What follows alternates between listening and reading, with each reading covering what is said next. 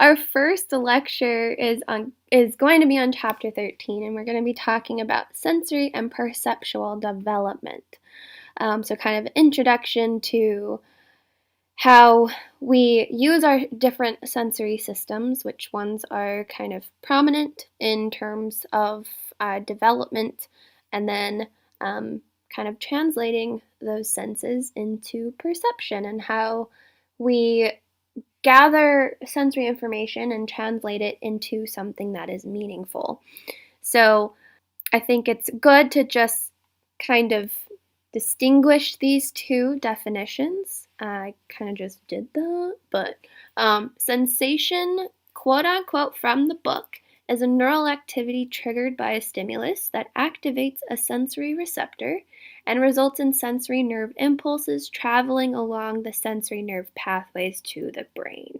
So sensation is a neural process.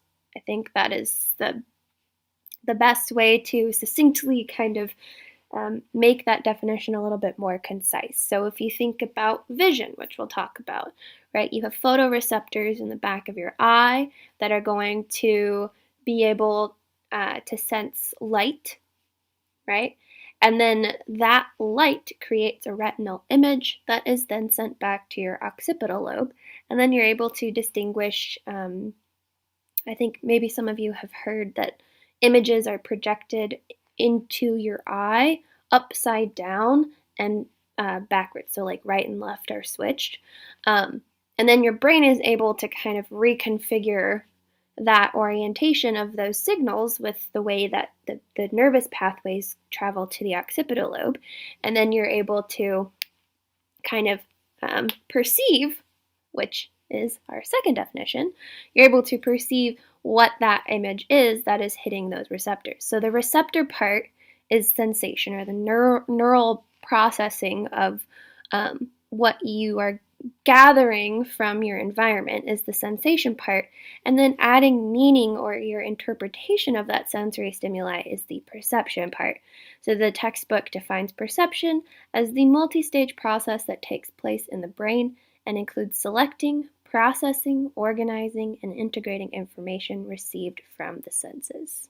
Okay, so this particular chapter is going to focus on three primary sensations and perceptions, being visual, auditory, and kinesthetic. And then we also talk about interrelationships between each of those three things and different ways that we can test them. So let's talk about our visual development first.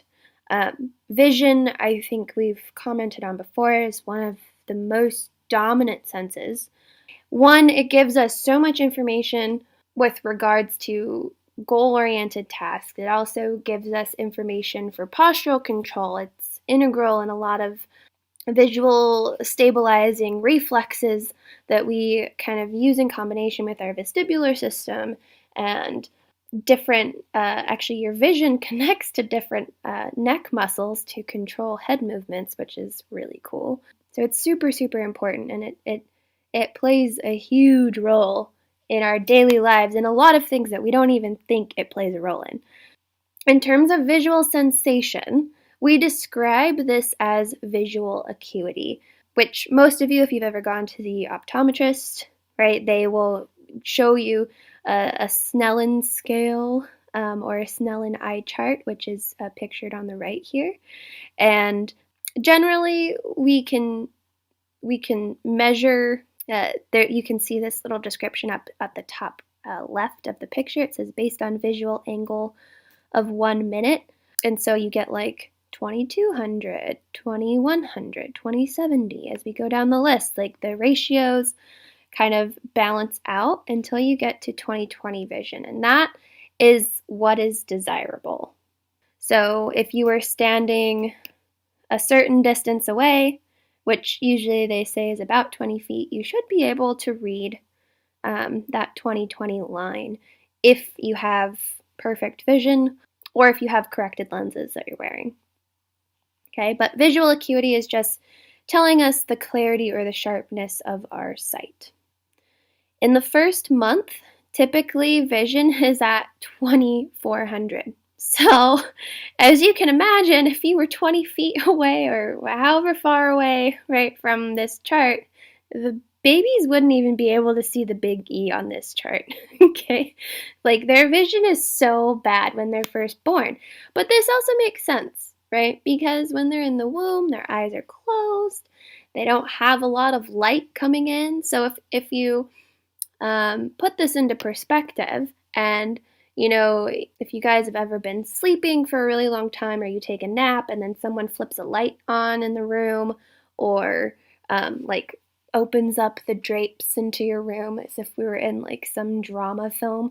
But you have this like very rapid exposure to light, and the first thing that happens to you is either you shut your eyes, right? Because the light is kind of abrupt and it's jarring to your visual system. But also, if you think about, I think Avatar is a really great example.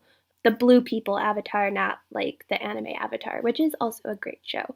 But if you think about like Avatar, when Jake, the army dude, he first gets into his avatar body, as he opens his eyes, like the world is blurry around him, right? Where we can generally get like this differentiation of shapes and facial features, but usually in that first month, that's only up to a distance of 20 inches. So a lot of times when you wave things in babies' faces and they're kind of non-responsive, it's pretty much just because they can't see. They have like very, very, very low visual acuity or clarity of the shapes that you are showing them. By about 10 years old, you will typically see 20/20 vision without anomaly, right? Or without any genetic defects, without any kind of impairment or abnormal changes within the eye shape. So typically we say you should have your adult level eyes by age 10. And then some of you are like, well, why do kids have glasses then, that are younger than 10 years old? Reasons being is that, I mean, it's still good to take your kids to the eye doctor, probably starting at an age where they would be able to sit still in the chair and respond to optometrist questions. But that gives you information because they do all of these different tests on depth perception and color blindness. They look at the intraocular pressure with that little eye air puff that everybody hates that test. But there's like a lot of other different eye health type tests that are given other than just visual acuity. But all of these other things will contribute to your visual sensation as a whole. So taking your kids to the eye doctor before 10 years old is still a good thing. You can kind of catch any anomalies, or like my sister had a horrible astigmatism in her eye growing up, and it's still awful. She's like practically blind in one eye. But, like that came from her doing things, or like reading in poor lighting or watching TV up close, that type of thing. So, bad habits are, I don't know, they add up, right? And so you might think like up through 10 years, it goes by really fast for kids, but there's a lot of things that could happen within that time that might not allow them to reach that 20/20 vision. Acuity, I already mentioned, is kind of determined by a lot of factors. The two primary factors are going to be the axial length of the eyeball, and then is the curvature of the cornea. So when we think about how light enters the eye, you can direct your attention to this picture on the right-hand side of the slide. The top picture is a normal eye, so we have a relatively normal shape, and then we have our optic nerve to the side over here. The first place that light is refracted, or the first place that light enters the eye, is the cornea, right? And that's this kind of protective covering on the front of the eyeball. Between the cornea and our iris, where our pupil is, right? Iris is basically controlled by ciliary muscles that are, or not ciliary muscles. The iris actually is a sphincter muscle, and it controls how much light enters the eye by directly dilating or constricting the pupil size, which is the pupil is just a space, right? And then we've got the lens. Where's my pointer? There it is. We have the lens that is controlled by ciliary muscles that are going to either stretch the lens or the muscles will relax and compress the lens, and that will that's like our fine focus once we have an image that has been presented to us. But through all of this, there's also aqueous humor and vitreal humor, which is basically water and minerals that are kind of floating in your eye, right? But all of this light is being refracted through these structures to eventually hit the retina, which contains photoreceptors, right? And we've got rods and cones, a higher density of cones at the fovea.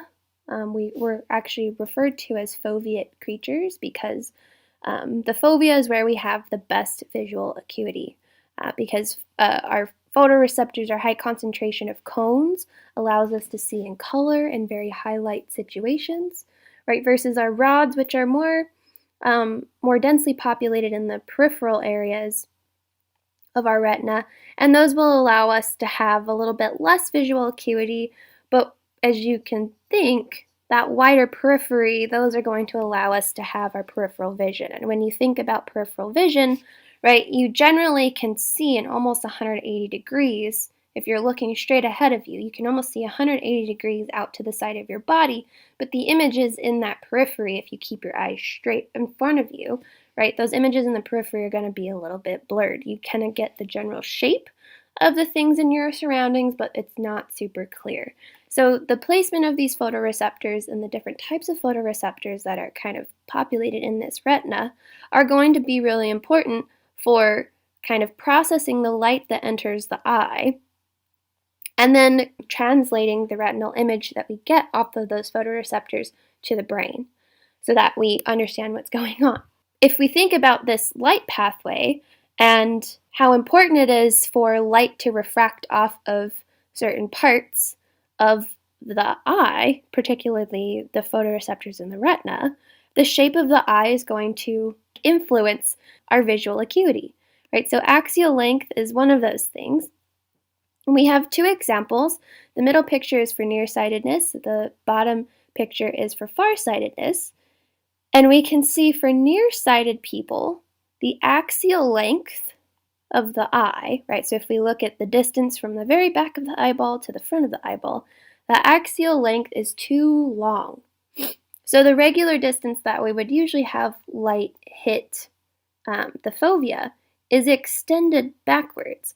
And so now we have this wider area of light refraction on our photoreceptors, and that ends up blurring an image, pretty much.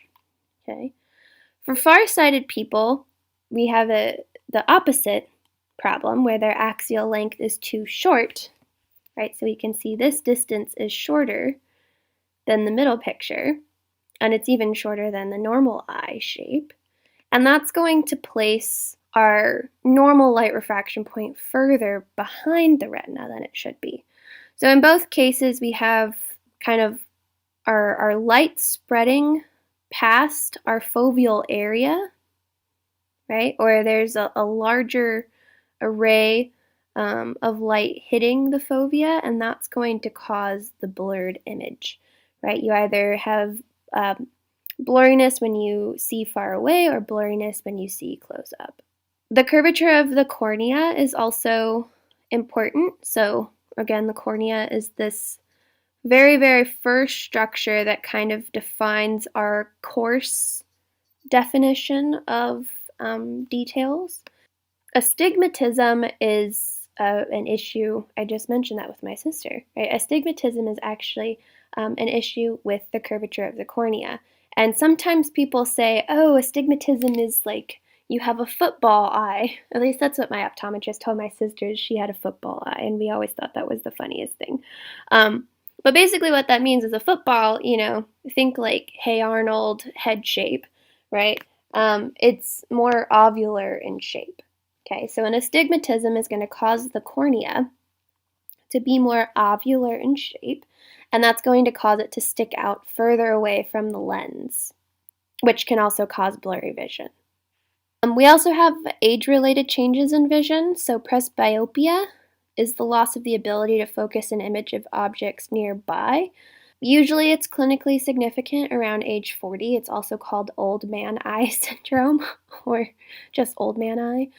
The resting diameter of the pupil can also decrease with age. This is going to cause less light to hit the retina, meaning that you have a smaller area or light's not passing through. So you kind of, like if you think about the photoreceptors that are in the fovea, that's primarily our cones, they work in well-lit environments. And in order to have good visual acuity, we need a certain amount of light so that those rods and cones can pick up, the cones in the fovea can pick up enough information. So if we have low lighting or not enough light coming in through the pupil, then we have a problem, or we could have blurry vision. Cataracts are also a thing. This is where you end up getting an opaque or yellowish tinting of the lens. So that's going to play a role in like the fine tuning of your visual acuity. And then we also have an age-related maculopathy. Okay, so if you guys remember, there's the macula is kind of an area with the fovea. So the fovea is like a divot, and then the macula is related to that foveal area. But it's a disease that is related to that macular part of the retina, and then it can also play a role in kind of diminishing your visual acuity.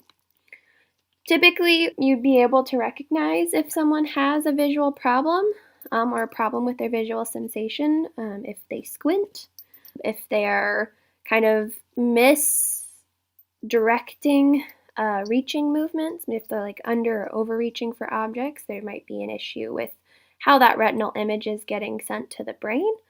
But also, sometimes you might notice that there are unusual head movements to accommodate gaze. Okay. So lots of things that can go on in terms of the image that we get and how it's sent to the brain. But then we have to interpret that image. And what makes us really special is that we have binocular vision, meaning our eyes are directed to the front of our faces. Okay, and we use both of those eyes to create depth or a three-dimensional space, right? If you look at a lot of predatory creatures, they also have binocular vision. So cats, dogs, their wilderness counterparts like big jungle cats and wolves, foxes. I'm just thinking of anything that could potentially be a pet. Anyways, any predatory type of animals have binocular vision. More prey animals such as deer, antelope, rabbits, squirrels, different types of birds, right, are going to have more monocular vision where their eyes are placed on the sides of their heads. So there are pros and cons to both of these. Monocular vision is going to allow for a wider visual field, right? So rabbits actually almost have 360-degree vision around their body, which is pretty amazing. But because they don't have their visual fields overlapping each other like we do with binocular vision, they can't create a sense of depth. And so usually prey animals with monocular vision can sense that an animal is coming towards them, but they can't always necessarily judge how far away that animal is because they're not able to compare two visual fields to each other. And so that's something that we have that's really special, and we call it depth perception, or basically it's our judgment of distance from ourselves to a different object in our environment. Okay, and generally you have to think in our world, right, our retinal images, if you cover one eye, the retinal image that you are getting is two-dimensional. So how is it that we can create depth if we have a two-dimensional image coming in on our retina, right? We know that things have depth with it. That's like kind of an understood thing, but our retinal image coming in says it's a two-dimensional thing, right? And so, like I said, we create depth by kind of crossing or overlapping our visual fields, and by having a perspective or a different perspective of shape from the right eye, and crossing that with a different perspective of shape with the left eye gives us that three-dimensional concept of our environment. Okay, and there are two characteristics that are going to contribute to depth perception, the first being retinal disparity. Okay, so that's the concept where our eyes are in different locations, they take different images at different angles, and then provide us with a 3D image of objects in space. So that's what I just talked about, right? Retinal disparity, or taking your right visual field and your left visual field and combining them together to make sense of your environment. The other thing that contributes to depth perception is motion parallax, and this is the change in optical location for objects at different distances during viewer motion. What? Okay, so objects in space change location on our retinas, right? Whether we are moving or whether the objects are moving. And when a near object overlaps an object that is farther away, that is kind of what we're talking about when we talk about motion parallax. So in this picture to the right, you can see there is a very clear picture of a finger in front of a house and trees. And so we are able, if we focus on the finger, which is what this picture is kind of describing, if we focus on that finger, that image is clear and the blurred images are further away. So by using this motion parallax, we can say blurred images are further away, right? On the contrary, we can also focus or choose, like put our finger in, or you can try this too. You might not have a house and trees in the background, right? But you can put your finger in front of your face, and then you can focus on something that is further away in the background. So for me, I'm looking at my cat, right? And now my finger is blurred, but the cat is a clear image. So in this case, the blurred image is going to be closer to my face, right? So this is describing the motion parallax and how whether we are moving, whether our environment is moving, both could be completely stationary, right? But it's how these images are changing positions on our retina to give us information about depth. We also have assumption of physical equality. Okay, so that's our third one down here. And when objects are expected to be the same size, but they're projected in different relative sizes on the retina. So I like to use the example of a car approaching. A lot of times this is also referred to as looming, if you've ever had a ball being thrown at you.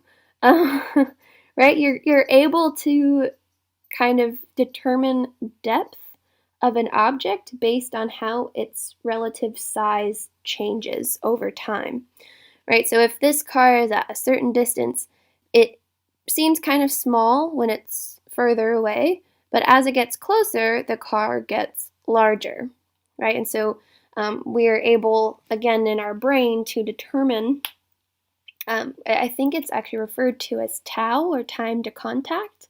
We can determine how fast an object is expanding as it comes close to us over time to figure out when we're going to come in contact with that object.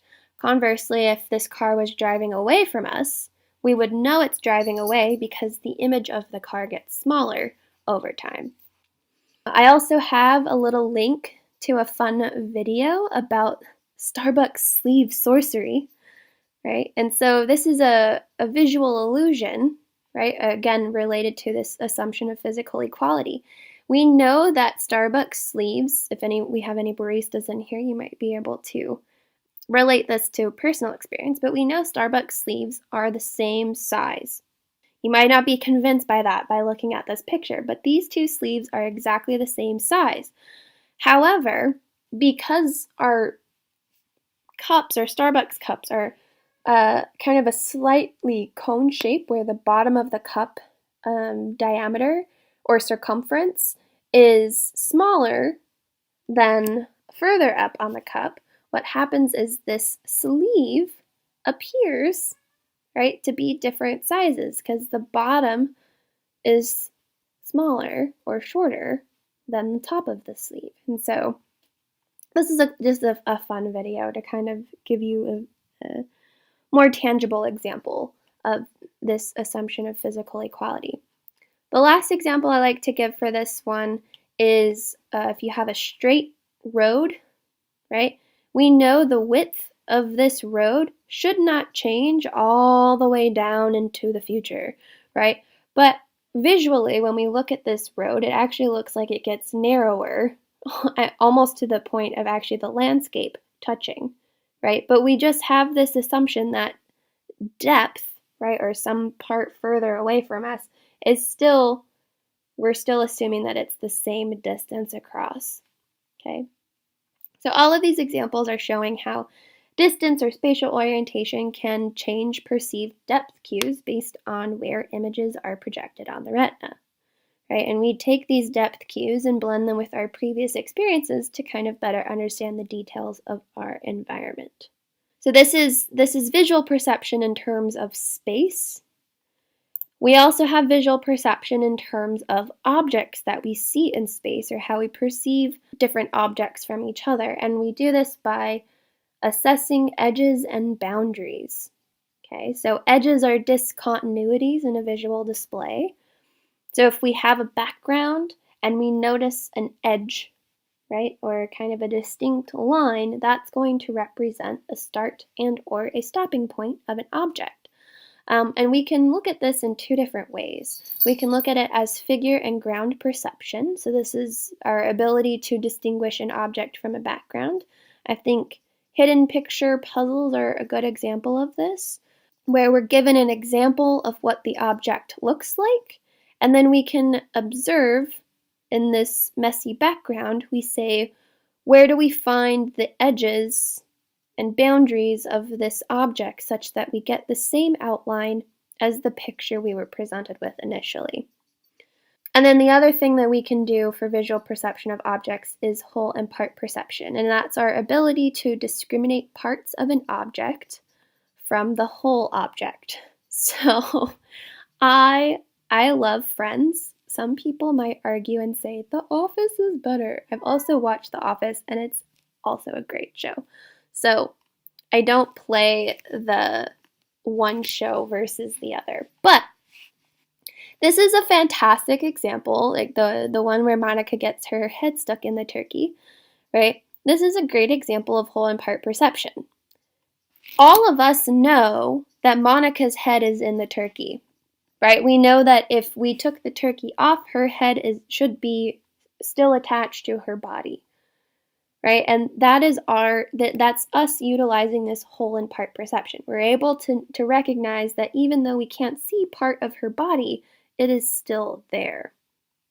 Someone who has deficits in whole and part perception would say, oh my God, her head was replaced with a turkey, right? Her head is no longer attached to her body. It is a turkey body instead. So being able to recognize a whole structure based on a part of a structure is important in terms of development. And I have some more examples over here, okay? But we have gradual development in our ability to integrate parts of an image to the whole picture. So in infancy, generally individuals will have a higher sensitivity to sizes and shapes of an object. So we can look at size and shape constancy. So there's been studies that look at, or studies where novel shapes or sizes of consistent shapes were introduced to infants. So we can use like this top picture as that example. And infants had a tendency to linger on novel shapes and sizes, which was indicative that a difference was spotted between familiar and novel items, right? So it's not necessarily like a fascination with the object itself, but rather if there's a new shape introduced, there's a tendency to kind of fixate on that new shape.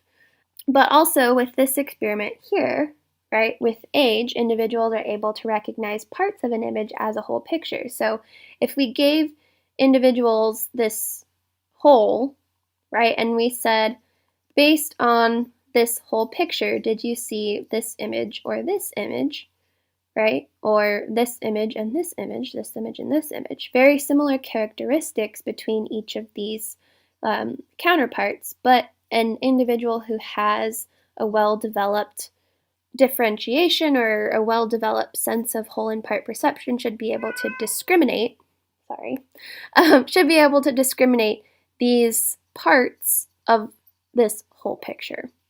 Similarly with this pumpkin example, right? Younger children might say, oh, I see a pumpkin and a banana and a strawberry and an orange slices. Or they might be able to distinguish what colors they're looking at. So if we say, what is this? They say orange, right? If we say, what's this? They say yellow. What's this? They say red, right? They might be able to distinguish colors, but older children or adults would be able to tell that all of these fruit parts make a face on the pumpkin, okay? And so that's an integration of parts to make a whole. And that differentiation usually comes by age 8. We then also consider visual perception in terms of motion. Starting at infancy, around 6 weeks, infants usually have the ability to detect velocity, except for extremely slow velocities of nearby objects. So if you move really, really slow, to them, there is no motion at all. And then by 8 weeks, usually they're able to perceive the direction of motion. Both perception of direction and velocity are going to improve with age, probably mostly due to exposure and our visual acuity just improving as we get older, right? For older adults, sensitivity to motion decreases with age. This could be kind of very similar to our stability and mobility conversation, right? But instead of talking about the body, we're talking about visual acuity, where it's weak when we're infants. It gets better with age, and then age-related deficits are going to decrease our acuity, which is going to effectively change how we perceive motion.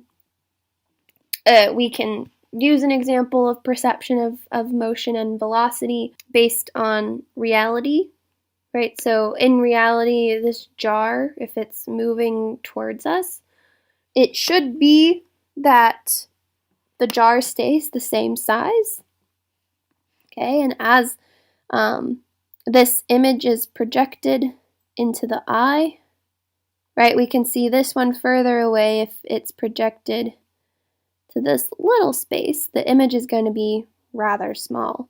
But if we look at the jar from a shorter distance away, right, that image is going to be rather large. So we, again, use these looming principles and time to contact to figure out direction, both direction of movement as well as how fast something might be coming towards us. So it kind of weak when we're infants and older adults, but it does improve with age to a certain extent.